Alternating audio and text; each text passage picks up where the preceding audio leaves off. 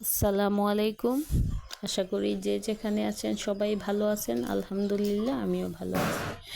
আজকে আবারও নতুন একটা ভিডিও নিয়ে চলে আসলাম আপনাদের মাঝে। আশা করি ভিডিওটা দেখলে আপনাদের ভালো লাগবে। সম্পূর্ণ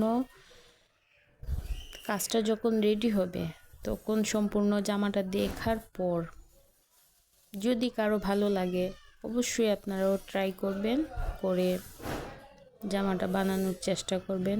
আশা করি সবার ভালো লাগবে। তো আমি এইখানে মূলত 2-3টা কালার দিয়ে জামাটা তৈরি করার চেষ্টা করছি। আর বেক্সি বয়েলের মধ্যে সুতি এক কালারের কাপড় দিয়ে, টুকরা কাপড় দিয়ে ডিজাইনটা করার চেষ্টা করছি।